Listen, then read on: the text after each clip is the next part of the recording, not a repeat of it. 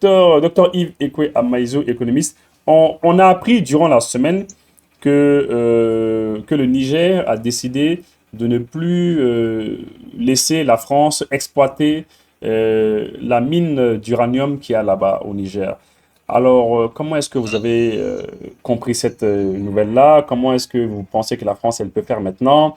Quelles sont les répercussions au niveau du Niger? Est-ce que le Niger va trouver un nouveau repreneur? Et il y a beaucoup de questions, docteur. Et vous pouvez nous dire un mot sur D'accord. ça, s'il vous plaît? Alors, moi, vous savez, j'aime bien la précision. J'aime Mm. bien la précision. Je dirige un think tank, donc nous faisons l'effort d'aller à la source de l'information pour bien la maîtriser. Oui. La décision du Niger, celle qu'on connaît, hein, celle qui est officielle, Mhm. c'est de retirer le permis d'exploitation d'uranium à la société française Orano.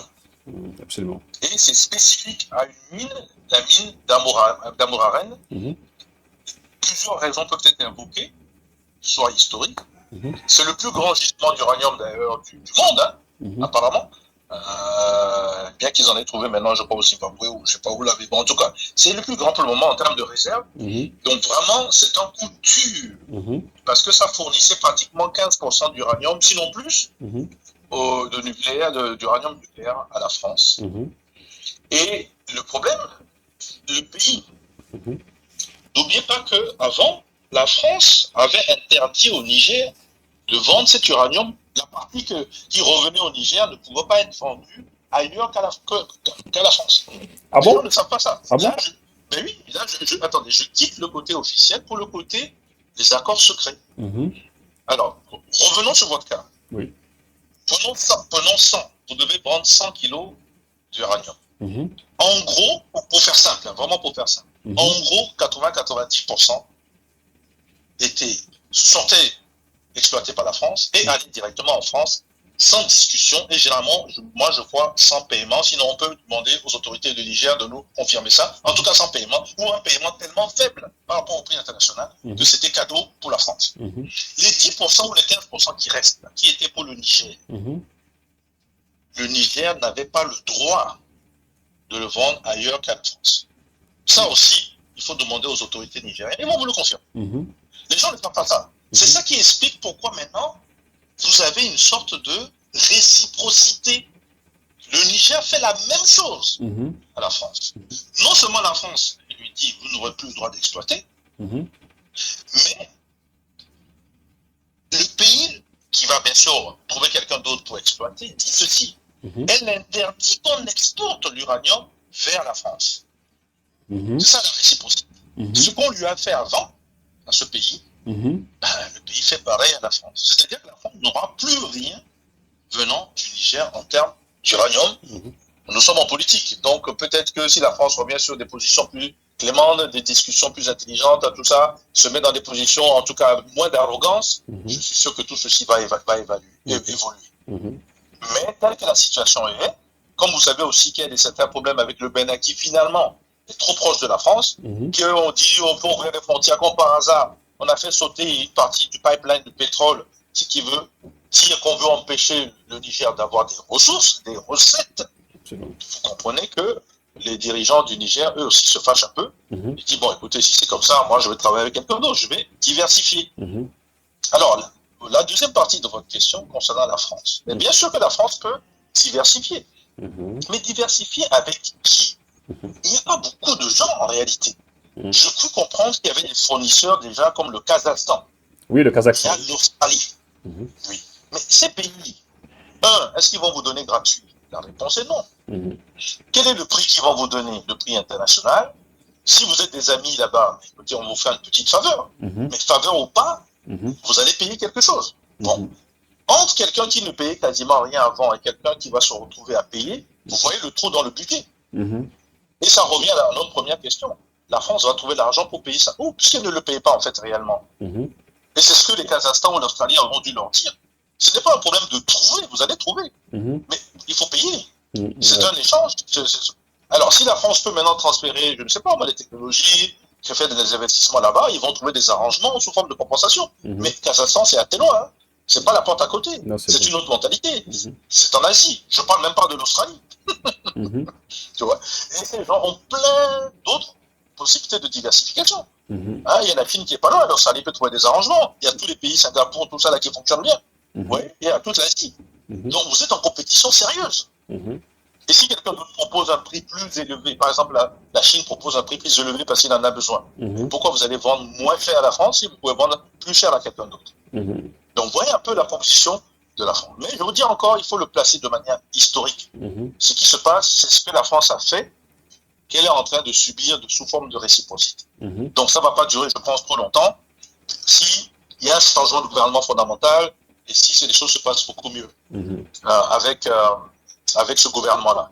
Parce qu'il y a beaucoup de points de discussion, de rupture entre eux. Ouais, donc, moi, je pense que c'est d'abord ça. Mais on a appris que qu'il y a deux pays qui attendaient que la France en aille, en fait. Hein. On a appris que la Russie et l'Iran sont sur le rang. Ils attendaient que la France en aille. Et est-ce que vous avez entendu ça? Non, tout à fait. Alors, il ne faut pas dire ça comme ça. Il faut parler de diversification. Vous vendez des tomates. Vous vendez des tomates à quelqu'un qui ne vous paye pas, pour faire simple. Bon, maintenant que vous ne voulez plus vendre à cette personne, mais il y a plein de gens qui ont besoin de tomates. Hein. Ouais, c'est vrai. Parmi les gens qui sont prêts d'acheter votre tomate, c'est la diversification. Il y a la Russie, il y a la Chine, il y a l'Iran, et il y en a plein d'autres. Je pense que vous aurez la Turquie, vous allez avoir des pays de l'Amérique latine certainement qui vont rentrer dans le jeu, et même des pays africains. L'Afrique du Sud en a besoin. Hein. Donc, la diversification, appelez ça la diversification, parce que le problème qui va se poser maintenant, tous ces gens qui sont intéressés vont vous faire une offre de prix. Oui. D'accord? Eh bien, vous regardez. Si quelqu'un prend la tomate à 1000 francs et quelqu'un vous donne une tomate à 100 francs, vous allez choisir quoi? Choisissez celui qui vous apporte le plus d'argent, mais c'est la même chose. Oui. La même chose. Quelqu'un qui est déjà sur le territoire, les Chinois sont déjà là dans le pétrole, je crois, les Russes sont là dans d'autres domaines, etc. Vous les connaissez déjà. Mais s'il faut une offre intéressante, ils sont déjà là. Ils ont des équipements, ils ont des ressources humaines, mais il faut aller plus vite, parce qu'il faut aller vite. Il faut reprendre, il faut que ça se passe en activité, il ne faut pas qu'il y ait trop de retard. Voilà. Donc, c'est tous ces éléments que vous devez mettre en perspective pour dire je diversifie ou je ne diversifie pas. Vous voyez? Et puis, il faut la compétence. C'est pas tout de dire. Il faut aussi la confiance. Est-ce que le Niger savait exactement la quantité d'uranium qui sortait de ce puits? Vous voyez la question? Vous voyez la question? Si maintenant quelqu'un d'autre vient et quelqu'un vous dit que, vous savez, sur votre petite machin là, mais ce n'est pas 200 000 tonnes de réserve, mais c'est 1 million. Et que tous les jours, je sors, je ne sais pas moi, 50, 60 000. Et qu'avant, on vous disait que non, écoutez, il n'y a même pas 200 000, on ne peut même pas sortir 500. Mais écoutez, il y a un problème de confiance. Et enfin, il y a le fait de faire participer les Nigériens en tant que travailleurs. Pour pouvoir demain matin prendre la relève dans les transferts de technologie, le savoir-faire, etc. Est-ce que la France le faisait? Certainement pas. Je vais vous donner une petite anecdote. Dans le coin là-bas, vous avez des espaces où beaucoup de travailleurs travaillaient pour Areva à l'époque, maintenant on l'appelait Brena, mais eux, ils étaient en salle climatisée. Et la plupart des gens n'étaient pas en climatisation. Et on n'est pas dans du désert là-bas. Hein. C'est chaud. Est-ce que c'est normal de traiter les travailleurs nigériens comme ça pendant des années? C'est pas des petites choses. Le nombre de personnes qui sont mortes là-dedans. Hein? On est quand même dans des trucs radioactifs. Et c'est pas le nombre de personnes qui sont mortes, ça n'a jamais été comptabilisé. Les centres de santé qu'on aurait pu faire là-bas, ça n'a pas été fait. Donc il faudrait que le gouvernement du Niger aussi soit un peu plus transparent et donne de l'information. Mais bon, je vous dis encore une fois, les militaires de manière générale ont une autre mentalité des structures du haut vers le bas décisionnel.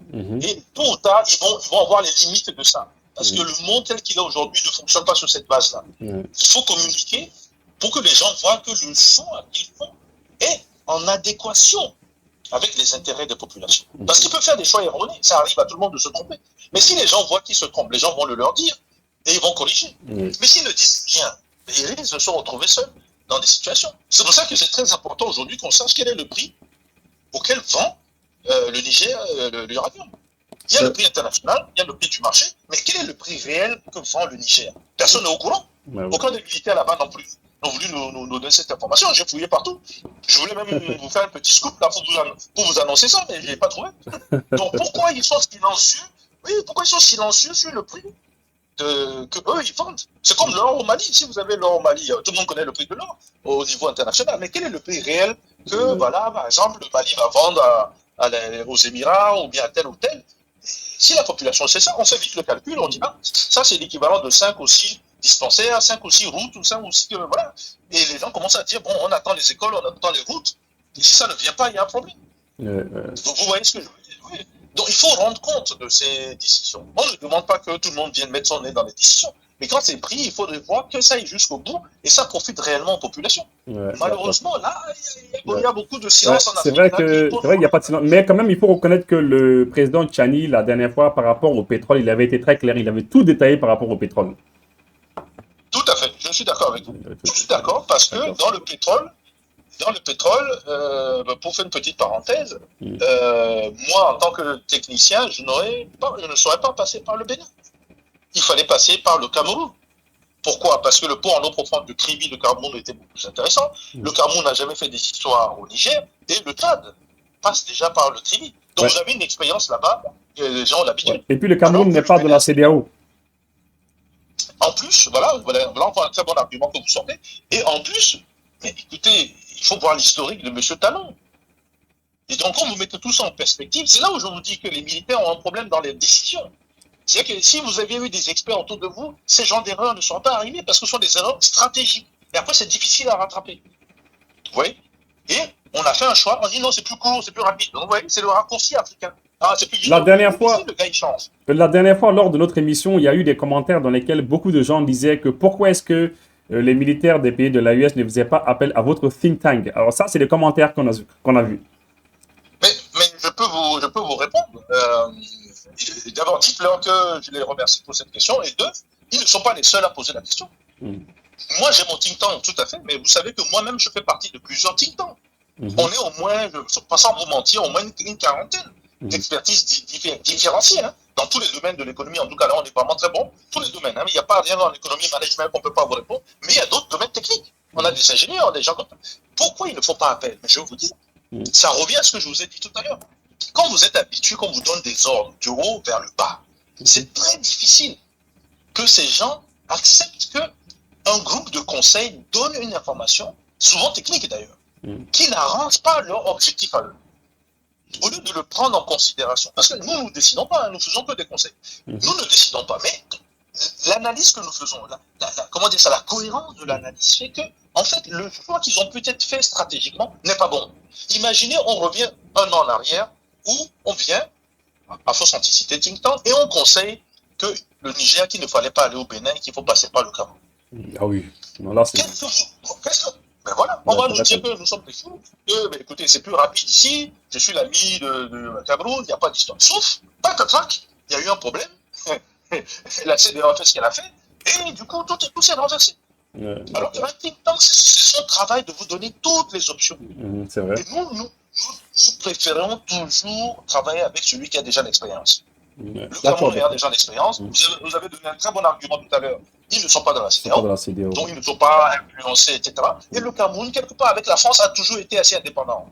Regardez bien comment fonctionne le Cameroun. Hein. Les gens ne le savent pas. Mais M. Biya, là-bas, il est comme ça, mais il sait comment il fait. Mais la France ne met pas trop les pieds dans ses affaires. Son pétrole, personne ne sait ce qui se passe dedans, par exemple.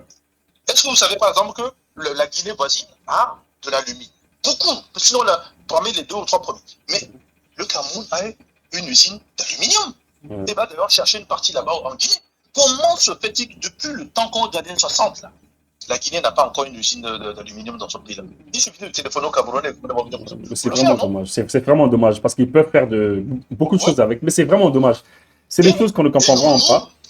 Nous, les consultants, nous faisons l'étude de faisabilité pour que tout ça marche. Donc voilà une coopération sud-sud, voilà une coopération africaine, Guinée, machin, et c'est une coopération complémentaire parce que l'un a l'uranium, l'autre a le savoir-faire qui est en train d'améliorer d'ailleurs, puisqu'ils ont signé des accords un peu à gauche et à droite. Nous avons une connaissance aussi d'autres pays, la Russie, l'Inde, qui sont très forts dans le domaine de l'aluminium. On va ramener ces gens aussi, mais depuis le temps là, regardez le nombre de travail que ça crée. Regardez le nombre de possibilités quand vous vous mettez à avoir de l'aluminium dans un pays. Et c'est demandé partout. Il y a une maison, il n'y a pas d'aluminium. Donc, ce que j'essaie de vous montrer, ce sont toujours des erreurs stratégiques qui fait que ça ne manque pas. Alors, des fois, c'est la corruption, c'est vrai, mais c'est d'abord stratégique. Et c'est bien d'abord parce qu'ils ne veulent pas les conseils. D'accord, docteur. Donc, troisième partie. Voilà, excusez-nous de vous interrompre comme ça. Donc,